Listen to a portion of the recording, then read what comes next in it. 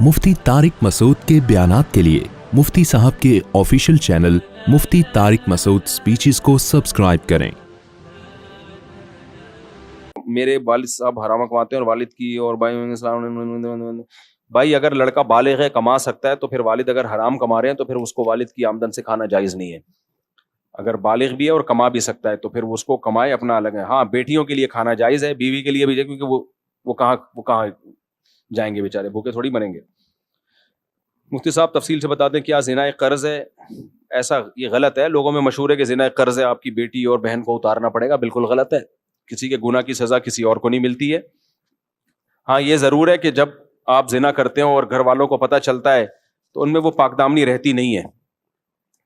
वो ये कहते हैं ये जब मज़े उड़ा सकता है तो हम भी फिर पाकदामन लोगों को, अक्सर पाकदामन उनकी औरतें भी पाकदामन ही बन जाती हैं। मर्द खुद खराब हो तो उसके असरात, बाप शराब पीता हो तो बच्चे कहेंगे हमने पी ली तो क्या हो गया। यही होता है ना, वो अपनी इख्तियार से करते हैं। ऐसा नहीं होता कि उसके गुनाह की सज़ा उसको मिले, ऐसा नहीं होता। मुफ्ती साहब चप्पल उल्टी होती है तो हमें सीधी करनी चाहिए, कुछ कहते हैं इससे ये होता है वो वगैरह वगैरह। चप्पल उल्टी हो तो इसलिए सीधी करनी चाहिए कि बुरी लग रही होती है, वो फिट्टे मुंह कह रही होती है। आम के छिलके भी जब हम खाते हैं ना, कुछ लोगों की आदत है चूस चूस के ऐसे ही रख रहे होते हैं। भाई उल्टा करके रखो। नहीं आई मेरा ख्याल है बात। इज्तिमाई तौर पे जब आम खा रहे होते हैं छिलके चूस चूस के, बाज लोग प्लेट में ऐसे रख रहे होते हैं, चूसा हुआ हिस्सा ऊपर होता है, बुरा घिन आती है उससे। कुछ महफिल के कुछ आदाब होते हैं, कुछ तमीज होती है। तो मेरे सामने कोई खा रहा हो ना, तो अगर कोई मेरे जैसा, मेरे लेवल का हो तो मैं उसको बोलता हूँ भाई उल्टा। बड़े बुजुर्ग हो तो मैं कुछ नहीं कहता, तो उसको ये कि भाई इसको उल्टा करके रख दो। अच्छा, बाज लोगों को ये आदत होती है किसी का झूठा खाने की, बुजुर्ग हैं, अब आम हमने चूसा हुआ, वो कह रहे हैं आपकी चूसी भी गुठली मैं खाऊंगा। मुझे घिन आ रही होती है, मेरा थूक क्यों चाट रहा है भाई तू? आपको अकीदत है, लेकिन इंसान को खुद भी नहीं चाहता ना कि मेरी गंदगी कोई खाए। तो ये भी एक घिन वाला अमल है। किसी बुजुर्ग ने भी गुठली चूस के फेंकी हो, बस नहीं चूसो उसको। झूठा पीना में तो कोई हरज नहीं है, वो तो नॉर्मल है, लेकिन गुठली भी चूसी बुजुर्ग की, वो आप चूस रहे हो, तो बुजुर्ग में भी अगर सफाई पसंद होगा ना, उसको अच्छा नहीं लगेगा। इंसान अपनी गंदगी को छुपाता है, तो इसी तरह अपना पसीना या अपनी गुठलियां चूसी हुई अच्छा नहीं लगता कि कोई खाए। तो इसलिए अकीदत में ऐसा काम करना जिससे अकीदत है उसी को तकलीफ हो रही हो, ये बुरा अमल है। तो इसलिए बुजुर्ग का झूठा पानी पी लिया करें, बस इतना काफी है। उसकी चूसी हुई गंडेरियां और उसकी चूसी हुई गुठलियां मत खाया करो, ये थोड़ा ज्यादा हो गया। मोती साहब घर में जो नमाज ना पढ़ता हो, तो अगर मैं उन्हें कहूँ कि नमाज पढ़ो और मेरी अम्मी कहती हैं कि आप नहीं कहो, मेरे भाई घर में अगर मातहत है जो नमाज नहीं पढ़ता और आपके कहने से पढ़ लेगा तो उसको पढ़वाना जरूरी है। और अगर नहीं चल रही घर में तो फिर छोड़ो, घर का माहौल खराब होगा, वो बदतमीज बनेगा। तो मोती साहब मेरा भाई बहुत परेशान है, मेरे भाई की शादी को सिर्फ 6 माह हुए हैं, शादी होते ही घर में बीमारी आ गई और मेरा भाई भी अचानक शदीद बीमार हो गया, अस्पताल में दाखिल हो गया। फिर जिस कंपनी में मेरा भाई 12 सालों से बड़े अच्छे ओहदे पर था, दिन ब दिन तरक्की कर रहा था, इस कंपनी के मालिकान मेरे बड़े भाई पर फख्र करते थे। शादी के फौरन बाद इनका रवैया बहुत बुरा हो गया, उन्होंने मेरे भाई से भी ओहदा छीन लिया। मेरे भाई से कई जगहों पर कोशिश की अपना बिजनेस वगैरह वगैरह। देखो, कुछ लोग, हिंदुओं में कॉन्सेप्ट है नहूसत का, ये कॉन्सेप्ट हमारी सोसाइटी में भी है। हदीस में आता है ला तियरा वला अदवा, इस्लाम में नहूसत का कोई तसव्वुर नहीं। बाज लोग के साथ ऐसा होता है, शादी हुई, कारोबार में नुकसान, ये बीमारी, फलानी बीमारी, ओहदा गया, समझते हैं मनहूस है। औरतें भी ताना देती हैं इसकी नहूसत से ये सब कुछ हो रहा है। ये बिल्कुल गलत है। बाज काम इत्तेफाक से आपस में जुड़े हुए होते हैं। इसकी मिसाल ऐसे है, यूट्यूब पे अभी कुछ दिन पहले एक वीडियो थी, एक आदमी ने ट्रेन को धक्का देना शुरू किया और ट्रेन चलना शुरू, और वो कह रहा है देखा मैंने धक्का दिया और ट्रेन चल रही है। भाई वो वैसे ही चलने वाली थी, इत्तेफाक से तेरा धक्का उसी वक्त में लगा है जब उसका चलने का इरादा था।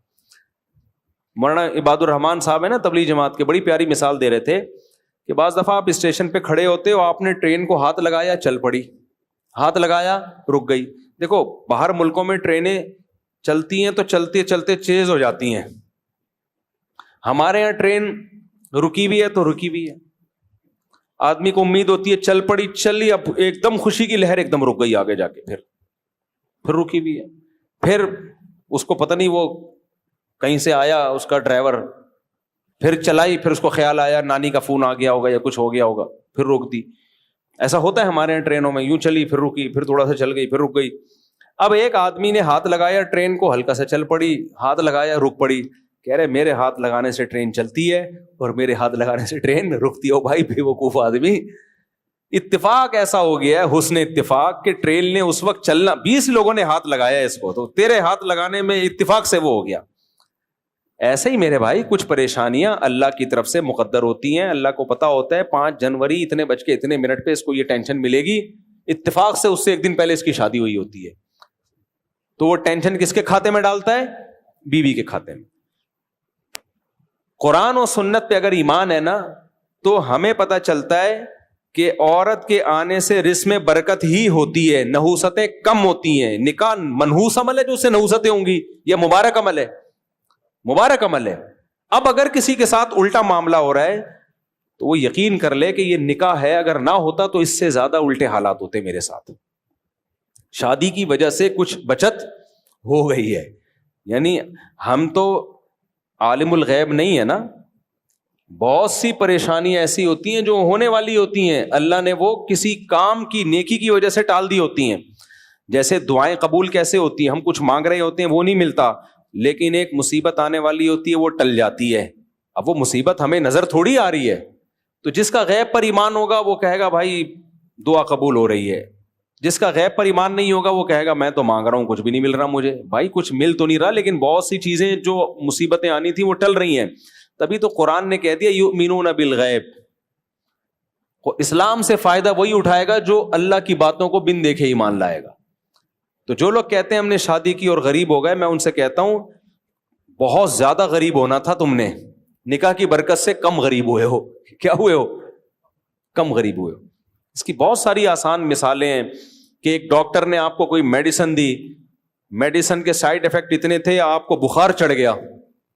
جیسے بچوں کو حفاظتی ٹیکے لگتے ہیں, آپ گئے ٹیکا لگایا, 1 دن تک بچہ بخار میں, آپ نے کہا لو ٹیکا لگنے سے بخار ہو گیا. ڈاکٹر کہے گا یہ بخار کم ہے, یہ پولیو سے بچ گیا ہمیشہ کے لیے, یہ گردن توڑ بخار سے بچ گیا. اب چونکہ ہم نے تو نہ وہ گردن توڑ بخار دیکھا نہ پولیو دیکھا, تو اس لیے ہمیں کوئی فکر نہیں ہوتی. ڈاکٹروں کے سامنے رپورٹیں ہوتی ہیں. تو جب ڈاکٹروں پہ بغیر دیکھے ایمان لے آتے ہو, اپنے بچوں کے کولوں میں جا کے ٹیکے لگواتے ہو اور بخار بھی کرواتے ہو, صرف یہ کہہ کے کہ یار یہ کہہ رہا ہے کہ اگر نہ لگوایا تو گردن توڑ بخار کا خطرہ ہے, اس کے کہنے پہ ایمان لے آتے ہو, پھر بھی بخار ہوتا ہے تو آپ کہتے ہو کہ یہ بخار کم ہے, اگر ٹیکا نہ لگواتا اس سے بڑی بیماری ہوتی. تو اللہ کے کہنے پہ کیوں نہیں مان لیتے کہ یار بیوی کے آنے سے برکت ہی آتی ہے, نحوست نہیں آتی. تو نحوستیں اگر آ رہی ہیں تو اس کا مطلب یہ نہ آتی تو اس سے زیادہ نحوستیں آتی. سمجھتے ہو؟ یہ جو کہہ رہے ہیں نا آپ کے بھائی کا عہدہ بھی گیا, یہ بھی گیا, وہ بھی گیا, شادی نہ کرتے تو اللہ نہ کرے کہ کسی ٹرک ورک کے نیچے نہ آئے ہوئے ہوتے, اللہ بچائے ان کو. یہ امریکہ کی رپورٹ ہے, پتہ ہے, اوہایو یونیورسٹی ہے نا امریکہ کی بڑی ریسرچ, ان کی ایک رپورٹ ہے, میں نے اپنی کتاب میں شائع کی ہے. وہ کہتے ہیں جو انہوں نے تجزیہ کیا نا, انہوں نے کہا شادی شدہ لوگوں کی زندگی زیادہ کامیاب اور ان کے پاس پیسہ زیادہ ہوتا ہے, بچت زیادہ ہوتی ہے. کنواروں کی, ان کے انگریزوں کے کنوارے کہہ رہے ان کی زندگیوں میں بچت نہیں ہے, حالانکہ ایکسپینسز کم ہیں مگر پھر بھی غریب ہیں, اور میرڈ آدمی کے ایکسپینسز زیادہ ہیں پھر بھی مالدار ہو کے دنیا سے جاتا ہے وہ. یہ امریکہ کہہ رہے. مدثر حسن صاحب لاہور سے, میرا سوال یہ ہے کہ اگر جنات سے دوستی ہو جائے تو قرآن کی روشنی کس حد تک جائز ہے؟ کہاں ہے بھائی, ان کو باہر نکالو یار. کون ہے جنات سے دوستی ہے اس کی؟ ہے بھائی کون ہے بھائی؟ ایسا نہ خود جن بیٹھا ہوا ہو. بعض دفعہ نا کوئی ڈپریشن ہوتی ہے, کوئی نفسیاتی مسائل ہوتے ہیں, آدمی سمجھ رہے ہوتے ہیں میری جنات سے دوستی ہو گئی ہے, اس لیے پہلی فرصت میں کسی اچھے سے سائیکولوجسٹ کو دکھائیں, پھر بھی آرام نہ آئے تو سائیکیٹرسٹ کو دکھائیں. سائیکولوجسٹ کیا کرے گا, آپ کو سمجھے گا ٹینشن کیا ہے آپ کی زندگی میں, پھر بھی نہ ہو تو پھر آپ کو میڈیسن لینی پڑے گی. انشاءاللہ یہ جنات سے دوستی آپ کی ختم ہو جائے گی, یہ اللہ کی رحمت سے پوری امید ہے. میرا تعلق تبلیغ جماعت سے, بات جب تک دوستی ختم نہیں ہوتی تو آپ کم از کم ہمارے بیان میں نہ آئیں, ہمارے بیان میں تشریف نہ. میرا تعلق تبلیغ جماعت سے آج کل مولانا طارق مل صاحب کے متعلق لوگ بہت غلط آراء قائم کر رہے ہیں, تو کیا مولانا صاحب کے بارے میں آپ کیا کہیں گے؟ فتنے پہ جتنا بولا جائے نا اس سے فتنہ بڑھتا ہے. جس کو صحیح رائے رکھنی ہے وہ صحیح رائے رکھے, جس کو غلط رائے رکھنی ہے وہ غلط رائے رکھے, اور بھی غم ہے زمانے میں محبت کے سوا. تو بحث ہی نہ کرو, ان کو اپنی زندگی میں جینے دو میرے بھائی. وہ بوڑھے ہو گئے ہیں, ساری زندگی دین کی خدمت کی ہے, اب آخری عمر میں ان کو تھوڑا سکون دے دو, آرام دے دو. اگر کوئی غلطی ہوتی بھی ہے تو بولو کوئی بات نہیں یار, اچھے کام اتنے کیے ہیں. اپنے بوڑھوں کو بھی تو برداشت کرتے ہو کہ نہیں کرتے اپنے بوڑھوں کو؟ تو وہ ایسا نا ان کو غصہ آ جائے مجھے بار بار مفتی صاحب بوڑھا کیوں کہہ رہے ہیں. بوڑھے ہو کے بھی صحت اچھی ہے ان کی, لیکن بہرحال ایجڈ کہنا چاہیے, اتنے ایجڈ ہو گئے ہیں تو ان کو چھوڑ دو اپنے حال پہ. اور بڑوں کے اختلافات میں نہ پڑو, جو بڑوں کے اختلافات ہیں ان میں نہ پڑو. تبلیغ کے جو اکابر ہیں وہ بھی ہمارے اکابر ہیں, مولانا طارق صاحب بھی ہمارے اکابر ہیں. کوئی اختلاف ہو علماء کو تو وہ علمی انداز سے بیان کر دیں کہ بھئی یہ ان کی رائے ٹھیک نہیں ہے, ہماری رائے میں یہ بات غلط ہے, ختم ہو گئی بات. یہ جو ٹرینڈ چلتا ہے نا ایک دوسرے کی ذات پہ کیچڑ اچھالنے کا, یہ ٹرینڈ ختم کر دو, بالکل ختم ہو جانا چاہیے اس کو میرے دوست. اور یہ یاد رکھو جہاں انسان ہوں گے اختلافات ہوں گے. یہ جو تصور ہے نا کہ دیندار لوگ آپس میں محبتوں سے رہتے ہیں, میرے سامنے لوگ آتے ہیں نا میری 4 بیویاں محبتوں سے رہتے ہیں, میں نے کہا چھوڑا کرو کسی اور کے سامنے, پھینکا کرو کسی اور کے سامنے.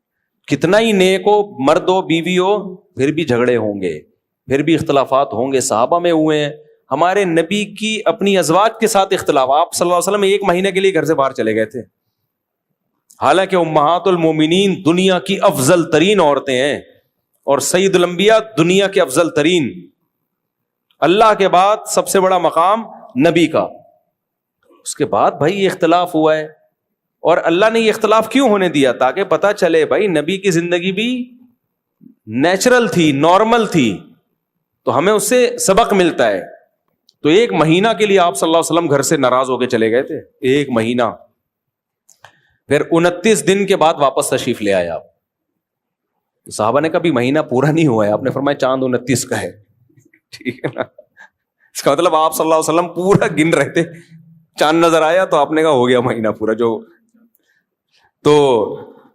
تو یہ سب نیچرل ہے بھائی. لڑائیاں بھی ہوتی ہیں, خوشیاں بھی ہوتی ہیں, غم بھی ہوتے ہیں, برتھڈے بھی ہوتے ہیں, پھر سسرا بھی ہوتی ہے. ناک پہ مکھی جو بٹھائے گا وہ کبھی بھی کامیاب لائف نہیں گزار سکتا. بعض لوگوں کو ہیضہ ہوتا ہے سیدھی زندگی, بالکل تیر کی طرح سیدھے رہ کے چلنے کا. تو جس کی زندگی میں لچک نہیں ہے, فلیکسیبلٹی نہیں ہے, برباد. سب آڑا ترچا. میں یہاں ایک پرانی بات ہے, میں نے جمعے کے دن اخلاق پہ بیان کیا, حسن اخلاق. اچھے اخلاق سے بات کرو, چیخو نہیں, گدھوں کی طرح گھروں میں چیختے ہیں. جب میں گیا ہوں, وہ پرانی بات ہے, 10-12 سال 15 سال ہو گئے, میری لڑائی ہوئی ہے بھائی, کیونکہ میں ایک اور شادی کرنی, اللہ معاف فرمائے, تو میں بھی چیخ رہا تھا, ہاں ٹھن چل رہا ہے. پھر مجھے خیال آیا, میں نے بھی بیان تو پورا اسی پہ کیا کہ چیخو نہیں. آپ یقین کریں مجھے خود ہنسی آ گئی, تو مجھے خود ہنسی آ گئی. خیر میں نے کنٹرول کیا, نہیں چیخنا چاہیے, لیکن پھر بھی ہو جاتا ہے انسان سے. صحابہ کرام سے بھی ایسا ہوتا تھا, بعض دفعہ آوازیں بلند ہو جاتی تھی, پھر کوئی ان کو سمجھاتا تھا بھائی نبی بیٹھے ہوئے آواز پس کرو, تو آواز پس کرتے تھے اپنی. تو اس لیے دنیا میں جب ٹائم یہ جنت ہے, جو جنت میں کوئی نہیں چیخے گا, جنت میں سب نائس ٹو میٹ یو, دعواہم فیہا سبحانک اللہم وتحیتہم فیہا سلام. سلام سے بات شروع ہوگی, سلام پہ ختم ہوگی. اور کوئی موت نہیں ہے, کوئی سیلاب نہیں ہے, کوئی زلزلے نہیں ہے, کوئی ٹینشن نہیں ہے. جب تک زندہ ہو ٹینشنیں رہیں گی. اور عجیب بات ہے, جس کو بالکل بھی ٹینشنیں نہیں ہوتی نا, وہ ڈپریشن سے مر جاتا ہے. یہ بھی ایک الگ چیز ہے. بعض ملک ایسے ہیں جن میں ٹینشن ہے ہی نہیں, وہ یہی ان کے لیے بڑی ٹینشن ہے. یہ بھی ایک عجیب مصیبت ہے. یہ بالکل اگر زندگی میں کوئی غم نہ ہو نا, وہ خود ہی غمزدہ ہونا شروع ہو جائے گا. تو اس لیے سب سیٹ ہے. میرے دوست جائز ہے. ہاں آرڈر دے دیا ایک کمپنی کا, میں نے پروفٹ میں اپنے دوست کو 5% دیا. 5% جو, یہ سوال ہی مبہم ہے میرے بھائی. آپ نے کیوں دیا؟ کمپنی کا مال بکوا کے آپ نے کیوں دیا؟ کیا تھا سوال واضح کر کے پوچھیں. مفتی صاحب ماحول کا انسانی زندگی پر کیا اثر پڑتا ہے؟ ہمیں بچوں سے کیا لکھا ہے کا ماحول ملا، مجھے بچپن سے اسلام کا ماحول ملا، مجھے اسلام سے محبت ہو گئی، آپ کے بیانات کی وجہ سے گھر والوں کا کو کیسے سمجھاؤں؟ ان کو بھی میرے بیانات سنانا شروع کر دیں، اونچی آواز میں بیان لگوا دیا کریں، جب 4 شادیوں پر آئے اس کو وہ فارورڈ کر دیں، پھر آگے سے شروع کر دیں دوبارہ۔ مفتی صاحب کیا شارٹ یوٹیوب کی کمائی جائز ہے؟ یوٹیوب کے شارٹ کلپ جیسے جائز ہے بھائی، اس پہ تو 20 دفعہ بیان کر چکا ہوں میں۔ مفتی صاحب اگر کسی شخص کو نماز پڑھنی اور اس کی شلوار ٹخنوں کے نیچے ہو تو اس کو موڑنا چاہیے۔ حدیث میں آتا ہے ان اللہ لا يقبل صلاۃ رجل مسبل ازارا، اللہ اس کی نماز قبول نہیں کرتے جس کے ازار ٹخنوں سے نیچے ہو، تو اس فولڈ کرنا پڑے، فولڈ کریں اس کو، جس طرح بھی موڑنا پڑے۔ یہ ایک نیا شوشہ چھوڑ دیا بعض مولویوں نے کہ فولڈ کرنا جائز نہیں ہے، عجیب سا نکال لیا ہے۔ میرا تعلق یہ ہو گیا، جلدی دو بھائی، آخری سوال اسپیڈ۔ مجھ سے ایک صاحب ملے، حکیم سعید کے دوست ہیں۔ حکیم سعید پتہ ہے آپ کو 78 سال کی عمر میں لانگ ٹینس کھیلتے تھے، حالانکہ وہ بھی روٹی کھاتے تھے لیکن اعتدال سے۔ تو حکیم سعید کے دوست تھے، وہ کیسے ملے مجھ سے؟ میں پنجاب میں تھا، ایک بوڑھے آدمی، یعنی ایجڈ، بوڑھے تو نہیں کہنا چاہیے بھائی، انہوں نے بتایا کہ 90 سال عمر ہے اور فٹ فاٹ۔ میں نے کہا حضرت آپ 90 سال میں چل پھر رہے ہو، کھا بھی رہے ہو؟ انہوں نے مجھے بتایا 85-90 کچھ ایسے تھی۔ انہوں نے کہا میں حکیم سعید کا دوست ہوں۔ تو حکیم سعید صاحب نے کہتے ہیں مجھے کچھ ٹوٹکے بتا دیے تھے صحت مند رہنے کے، تو بس وہ ٹوٹکوں پر عمل کر رہا ہوں میں نے کہا کیا ٹوٹکے؟ کہتے ہیں 2 ٹائم کا کھانا اور رات کا کھانا مغرب سے بھی پہلے۔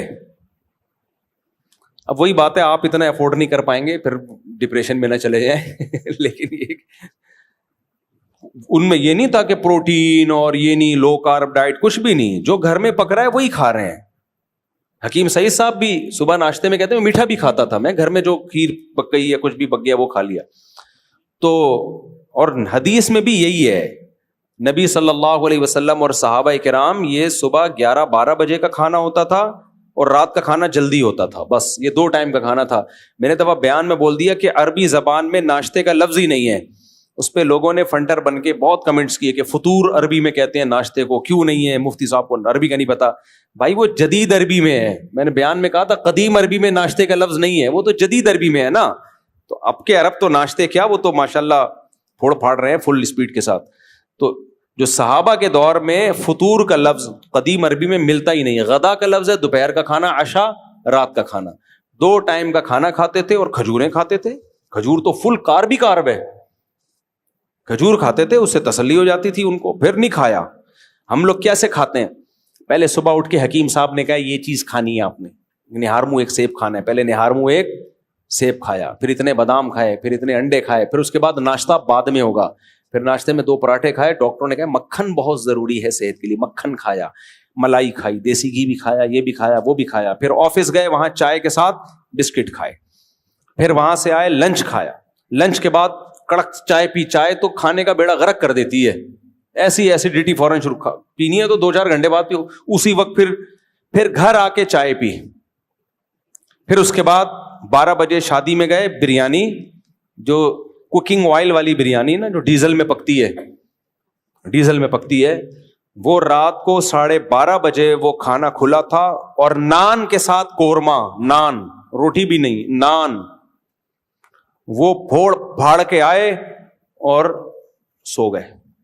یہ روٹین چل رہی ہے 40 سال سے، اور کہنے پتہ نہیں شوگر کیوں ہو گئی ہے، وزن کیوں نہیں گھٹ رہا، میں اتنا پرہیز کر رہا ہوں، میں واکنگ بھی کرتا ہوں واکنگ کیا کر رہا ہے بھائی تو یہ تو حرام ہے بھائی۔ یہ تو در مختار ایک فقہ کی کتاب ہے، اس میں لکھا ہے کہ اگر جس لقمے کے بعد آپ کو پتا ہو نا کہ اب یہ مزید لقمہ میں نے کھایا، اب یہ فائدہ نہیں دے گا، یہ نقصان ہی دے گا، ان کی رائے یہ تھی کہ یہ لقمہ حرام ہے کیونکہ یہ خودکشی کے زمرے میں آئے گا۔ تو خدا کی قسم، صحت سے بڑی دنیاوی نعمتوں میں نا، صحت سے بڑی کوئی نعمت نہیں ہے دنیاوی نعمتوں میں۔ پشاور سے آئے ہو، ماشاء اللہ، اچھا، چلو ابھی ملتے ہیں 2 منٹ کے لیے آپ سے۔ آپ کے علاقے میں 2 جماعتیں ہوتی ہیں؟ ہاں کہاں؟ کیوں؟ مسجد میں جگہ نہیں ہوگی؟ غلط ہے، بالکل غلط۔ مسجد میں 2 جماعتیں، یورپ امریکہ میں تو مجبوری یہ ہوتی ہے کہ وہ جگہ ہی نہیں ہوتی مسجد میں نا، اور وہ سڑک پہ نمازیوں کو کھڑا نہیں ہونے دیتے، تو وہاں تو مجبوری ہے۔ نارملی جمعے کی 2 نمازیں ایک مسجد میں جائز نہیں ہے، ایک ہی جماعت ہو، ان کو منع کریں تو فتویٰ لا کے دے دیں ان کو، تو باقی دوسری مسجد میں سے ایک مسجد میں جمعے کی 2 نمازیں جائز نہیں ہے بھائی۔ وہ یورپ امریکہ میں کوئی یوزر ہے، مجبوری ہے، نارملی 3 جماعتیں شروع ہو جائیں گی دیکھنا تھوڑے دنوں میں۔ جس کا جو منہ اٹھے گا یار اب میں فارغ ہوں، چلو آ جا جمعہ پڑھتے ہیں، دوسرا اٹھے گا یار میں ابھی سو کے اٹھا ہوں، چل ایسا کر 3:30 بجے پڑھیں گے ہم لوگ، یہ شروع ہو جائے گا۔ 2 کیا پھر 3 بھی جائز ہیں، اگر 2 جائز ہیں پھر 4 بھی جائز ہیں، ہر آدمی اپنے طور پہ۔ جمعہ نہیں ہے تو مذاق ہو جائے گا۔ کووڈ کے دنوں میں علماء نے فتویٰ یہ دیا تھا کہ آپ اگر مسجد کے دروازے بند کر لیتے ہو، ان لوگوں نے گھروں میں جمعہ شروع کر دیا تھا، تو فتویٰ یہی تھا جو صحیح، جائز نہیں ہے یہ، کیونکہ جمعہ کے لیے شرط ہے اذن عام۔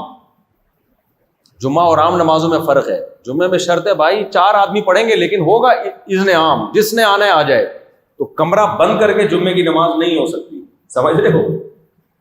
جمعے کو کچھ پروٹوکول دیا اللہ نے۔ گاؤں میں جمعہ نہیں ہو سکتا، نبی صلی اللہ علیہ وسلم کے دور میں کبھی کسی گاؤں دیہات میں جمعے کی نماز نہیں ہوئی ہے۔ ینتابونا حدیث کے الفاظ ہیں، دیہات سے صحابہ کرام مدینہ آیا کرتے تھے جمعہ پڑھنے کے لیے، باریاں لگا کے، اس دفعہ تمہاری باری ہے تم جاؤ، اس دفعہ تم لوگ کی باری ہے تم جاؤ، ہم یہیں رہیں گے۔ اس لیے جمعہ گاؤں میں جائز نہیں ہے۔ ایک اہل حدیث نے میرے خلاف کلپ بنایا تھا اور کہا کہ نبی کے دور میں گاؤں میں جمعہ ہوا ہے، اور بحرین میں کوئی گاؤں نکال کے لائے تھے، وہ ریفرنس دیا تھا۔ وہ بھائی بحرین کہاں تھا؟ تو بیچ میں کوئی گاؤں نہیں آیا جس کی مثال ملی آپ کو؟ اور وہ جو جس کے بارے میں کہا جاتا ہے بحرین میں کوئی گاؤں تھا، تو وہ گاؤں نہیں تھا، وہ تو بڑا قصبہ تھا، شہر کے حکم میں تھا وہ۔ تو یہ تو خود اس کی علامت ہے کہ بیچ میں کسی گاؤں میں نماز نہیں ہوتی تھی۔ جب نبی کے دور میں نبی یعنی صحابہ نے اپنے گاؤں دیہاتوں میں جمعے کی نماز قائم نہیں کی ہے، اچھے سے حکمت کیا ہے؟ حکمت اس میں یہ ہے کہ اسلام نے جمعے کو ایک پروٹوکول دیا ہے۔ گاؤں دیہاتیں یہ کوئی آبادی نہیں ہوتی نا اس میں، تو آبادی ہوتی ہے تو باقی ساری سہولتیں نہیں ہوتی، تو جمعے کی نماز کا ایک پروٹوکول ہے کہ وہ جمعے کے دن ہوگی جو افضل ترین ہے، اور اس میں اذن عام ہوگا، سب کو آنے کی اجازت ہوگی، وہ شہر میں یا بڑے قصبے میں ہوگی۔ ہمیں صاحب نے بتایا کہ کینیڈا میں، امریکہ میں، یا پتہ نہیں یو کے میں بھول گیا، ملک بھول گیا، کہہ رہے ہم نے انگریزوں سے بات کی کہ بھائی جمعے کے دن ہمیں دوپہر کو چھٹی دی جائے، کیونکہ ہم لوگوں نے جمعے کی نماز پڑھنی ہوتی ہے، اور آپ لوگ کے یہاں چھٹی سنڈے والے دن ہوتی ہے۔ تو گورا کہنے لگا تو آپ لوگ ایسا کرو، جمعہ سنڈے والے دن کر لیا کرو، جمعہ کیا کر لیا کرو، سنڈے والے دن کر لیا کرو۔ تو وہ تو بیچارے کو نہیں پتا تھا کہ جمعہ بھائی جمعے کے دن ہی ہوتا ہے۔